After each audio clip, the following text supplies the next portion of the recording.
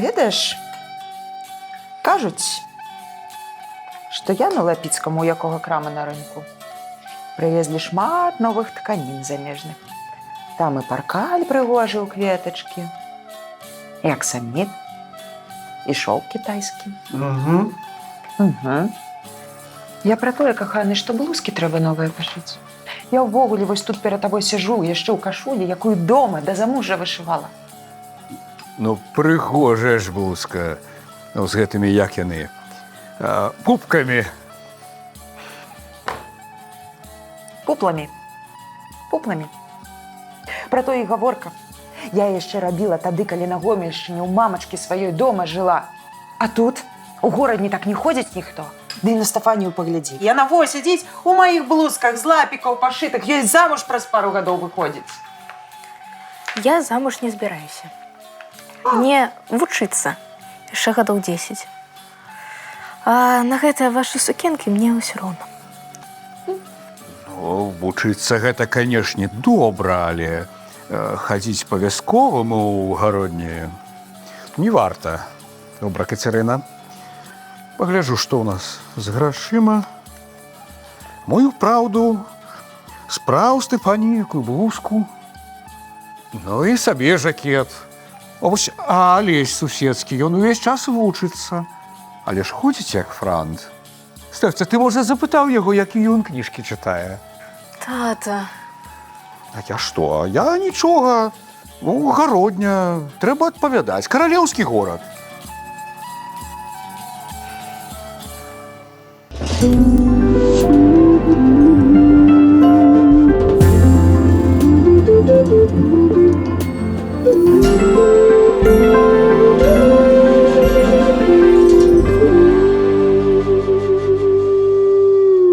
Як выглядалі нашыя продкі, што яны насілі і якім чынам гэта было зроблена, як гісторыя ўплывала на моду, а мода на гісторыю. У эфіры праграма «Нітка зорка». Мяне завуць Кацярына Ваданосава, я ўмею шыць, вышываць, ткаць, а яшчэ я даследую гісторыю беларускага строю. І сёння мы пагаворым пра шыкоўны, неперавершаны, традыцыйны гарадзенскі строй.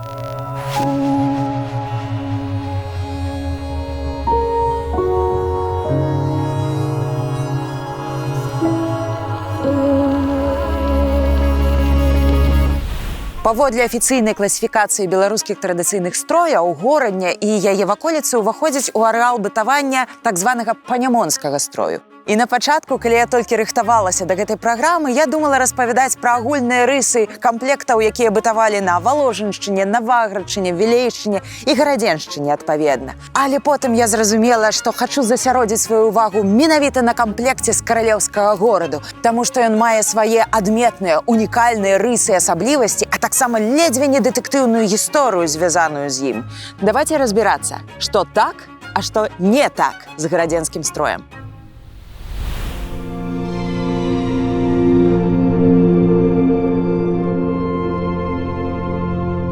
Усё пачынаецца з кашулі. Базіс, аснова любога строю – гэта сарочка.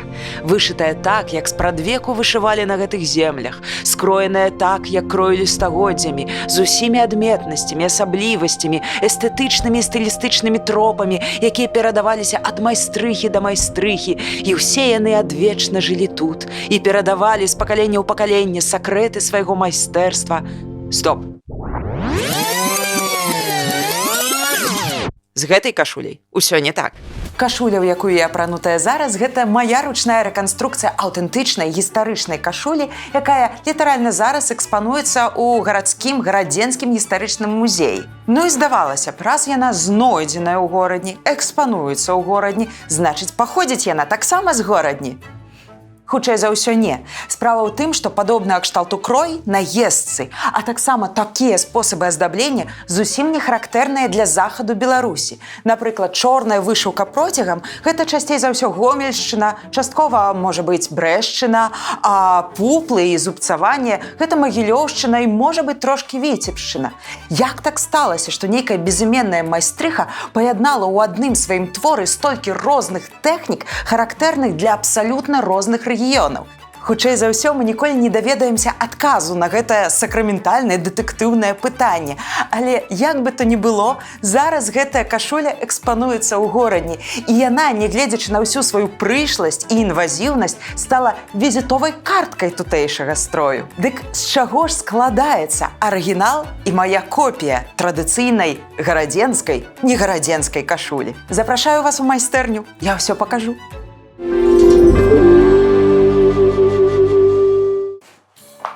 Гэта моя рэканструкцыя стрыманай, раскошнай, нават трохі гатычнай гарадзенскай кашулі.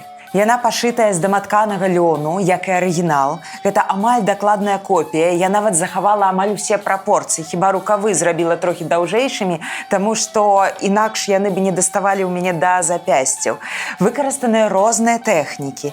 Напрыклад, на манкетах мы бачым маршчэнне, таксама зубцаванне, вышыўка процягам, пуплы.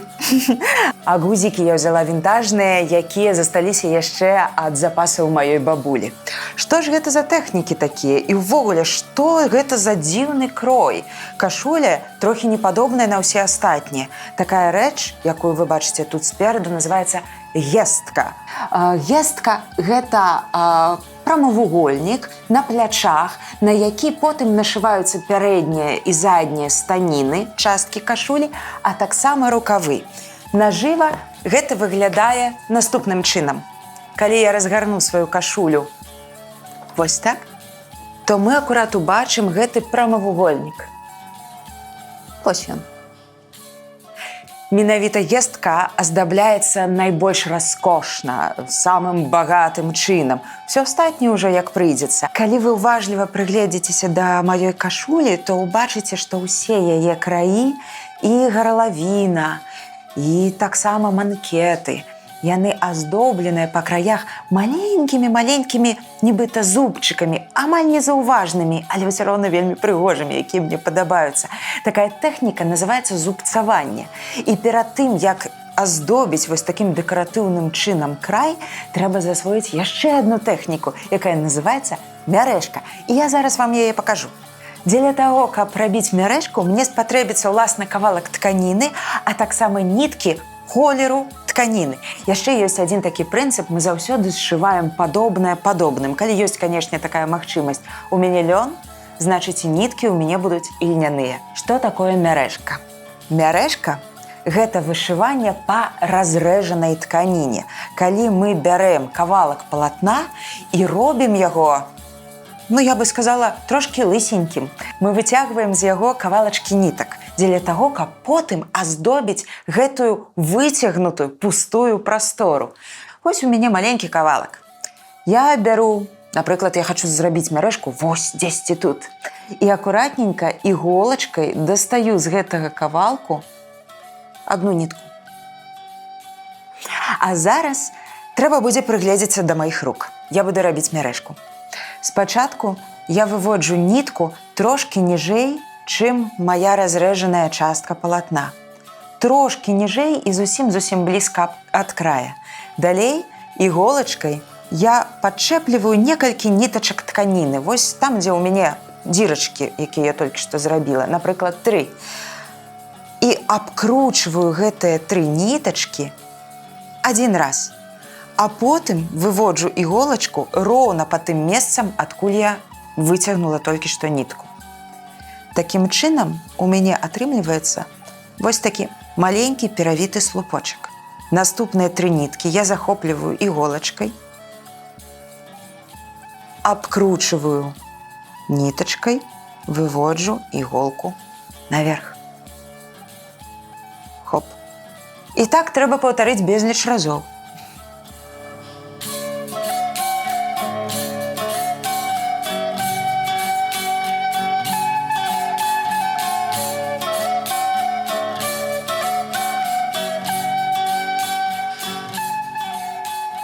Вось прамярэжаная частка, вось непрамярэжаная частка. І зараз будзе сакрэт. Дзеля таго, каб зрабіць зубчыкі, мы проста перагінаем нашу тканіну напалам і акуратненька яе заглажваем. І вось яны, дробненькія, амаль незаўважныя, але такія дарагія сэрцу, таму што каштавалі шмат высілкаў, маленькія зубчыкі. Засталося толькі шыць 2 кавалкі тканіны, вось гэтыя верхні і ніжні слой паміж сабою.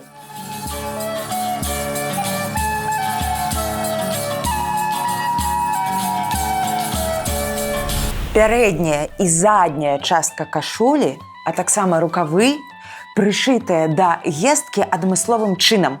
Такі спосаб фігурнай сцяжкі ў Беларусі, асабліва на Магілёўшчыне, называўся вельмі смешна, ён называўся пуплы. Па сутнасці гэта фестоны, такая сцяжка, якая дадае нам дэкаратыўнае нейкае аздабленне. І калі я ўпершыню пабачыла падобную кшталту пуплы, мне здавалася, што простаму, смяротнаму немагчыма зразумець, як гэта робіцца. Але насамрэч робіцца яны вельмі проста. І я зараз пакажу. Для гэтага, каб зрабіць вот дакладна такія пуплы, нам спатрэбяцца 2 іголкі, 2 ніткі і кавалак тканіны. Каб нам зарабіць падобную кшталту маршчэння, трэба пракласці 2 шэрагі сцяжкі. Нам трэба па дыяганалі пракладаць нітачку. У ідэале трэба лічыць нітачкі пераплецення палатна, таму што тады вашыя пуплы будуць роўненькія. Чаму я кажу пра тое, што мне патрэбна 2 ніткі? Таму што, каб зарабіць гэтую сцяжку фігурнай, прыгожай, нам трэба пракласці не 1 шэраг, а мінімум 2. Чым больш іх будзе, тым больш такімі яскравымі і пульхнымі нашы пуплы будуць. Напэўна, гэтага амаль не бачна, але паверце, што я праклала тут 2 шэрагі белай ніткай па белай тканіне. І нават зараз можна заўважыць, што моя тканіна трошкі пайшла хвалямі. Гэта залог таго, што хутка ў нас атрымаюцца пуплы. Што нас чакае зараз? Нам акуратненька трэба пацягнуць за 2 нітачкі адначасова.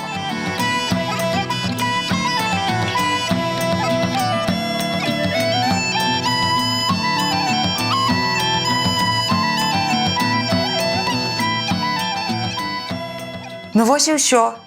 Калі выдаткаваць некалькі месяцаў штодзённай карпатлівай сур'ёзнай працы, то паўстане вось такая рэч – гарадзенская, негарадзенская кашуля. У маёй школе традыцыйнага строю Беластоку такая кашуля стала сапраўдным трендам, бо ў Беластоку жыве шмат гарадзенцаў. Даходзіла нават да смешнага. Мне прыходзілася тлумачыць сваім вучням і вучаніцам, што калі мы ўсе зробім аднолькавыя кашулі, то гэта ўжо будзе не арыгінальна. Але кожны хацеў займець сабе менавіта гэтую гатычную кашулю з чорнай вышыўкай. І трэба зазначыць, што у аднаго з маіх вучняў гэта атрымалася. Ён давёў справу да канца і таксама зрабіў копію гэтай кашулі. І больш за тое, гэты чалавек мужчына, і рабіў ён кашулю не для сябе, а для сваёй дачкі-падлетка. Я шчыра ганаруся сваімі вучнямі і шчыра ганаруся ўсімі тымі, хто займаецца аднаўленнем традыцыйнага строю, неважна, гарадзенскага ці любога іншага, таму што аднаўляць сваё, ганарыцца сваім, ці можа быць ввогуле больш пачэсны занятак.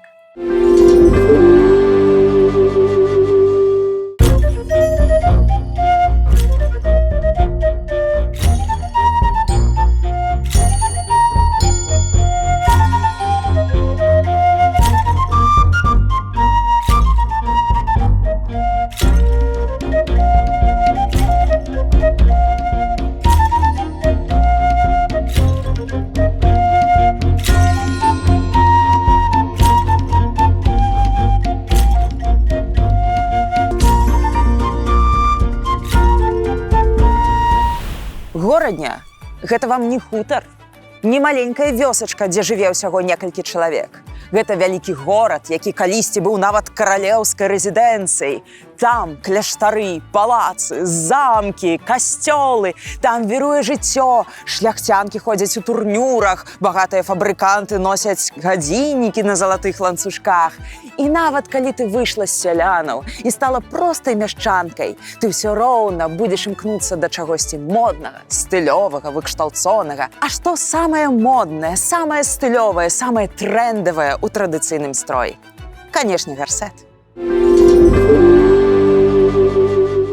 Мы не можем адназначна сцвярджаць, Калі ў сялянскім строі трывала з'явіліся гарсеты? Гэта тэма увогуле вартая асобнага выпуску. Але адно я ведаю дакладна. Ужо ў 18 стагоддзі гарсеты ці карсеты, ці нават кшталты, існавала і такая назва, трывала ўвайшлі ў мяшчанскія строі, а значыць, з'явіліся яны ўвогуле яшчэ раней. А ў сялян гарсеты, канешне, з'явіліся пазней, стагоддзі 10 у 19 і, вядома, не атрымалі шырокага паўсямеснага распаўсюду, таму што існуюць камплекты традыцыйных строяў, дзе ўвогуле няма гарсета. Гарсеты, карсеты, кітлікі, шнуроўкі, лейбікі, кабаты, станікі, камізэлькі – гэта ўсё адна і тая ж рэч, проста пад рознымі назвамі. А крой таксама быў розным. Зараз рэканструктары, якія займаюцца аднаўленнем традыцыйных беларускіх строяў, часцей за ўсё уводзяць ва ўжытак так званага панямонскага строю ці яшчэ больш вузка гарадзенскага такі просты чорны гарсет з прышыўнымі вушкамі-кляпамі, якія мацуюцца на таліі. Чаму? Таму што акурат такі самы гарсет захоўваецца зараз у музеі старажытна-беларускай культуры і паходзіць з маладзечна, якое акурат адносіцца да арэалу бытавання панямонскага строю. Але, ведаеце, мне ніколі не хацелася быць такой, як усе. Таму я зрабіла іншы гарсет і аддала перавагу кракаўскай гарсетцы. Кракаўскі гарсет не абавязкова прывезены з польскага Кракава. Проста адтуль прыйшла сама мода на прыталеныя, даволі кароткія гарсецікі, часта багата ўпрыгожаныя вышыўкай, пацеркамі, галуном. У такім горсіку можна было пайсці на свята, у касцёл, да і проста па справах у прыгожым і шумлівым горадзе. Гэты гарсет самы першы, які я зрабіла ў сваім жыцці. Яму ўжо больш за 10 гадоў, і тут шмат хібаў па шыве, калі шчыра. Але я яго люблю. Ён з аксаміту на ільняной падшэўцы са шнуроўкай, а ўпрыгожыла я яго ручной вышыўкай ваўнянымі ніткамі. Вышыць такія ўзоры і аблямоўку вельмі проста. Дастаткова засвоіць тамбурнае, яго яшчэ называюць ланцужковае, і сцяблістае шво, а таксама не баяцца праявіць фантазію. На жаль, час ідзе, і, баюся, неўзабаве гэты гарсетик цалкам пяройдзе ва ўласнасць маёй дачкі, бо ўжо зараз ён значна лепей пасуе ёй, чым мне. А я, можа, і пашыю маладзечанскі, чорны, згодна статусу дарослай жанчыны. Дык з чаго складаецца мой гарадзенскі строй? Канешне, з нябачнай нікому ніжняй сарочкі, бялізны, з гарадзенскай, негарадзенскай кашулі, з андараку, ваўнянай спадніцы, часта ў падоўжаную ці папярочную палоску. На спадніцу я навязваю фартух, не вышыты, а тканы, але з карункамі, якія я звязала шыдэлкам з чорных нітак, каб яны перагукаліся з чорнай вышыўкай кашулі. Абавязкова пояс, тканы на бердзічку, краі якога аздоблены мноствам маленькіх кутасоў пампонаў. Каралі, сабраныя мною на навошчаную льняную нітку, з матавага бісеру, металічных пацерак і срэбранага абразка, падоранага калісьці сяброўкай. Гарсет-шнуроўка, які падкрэслівае стан і дадае шляхетнасці. Чаравікі-венгеркі на абцасе чарачцы, каптур з вушкамі, пашыты з аксаміту, упрыгожаны малахітам, бісерам, залатым галуном, шоўкам.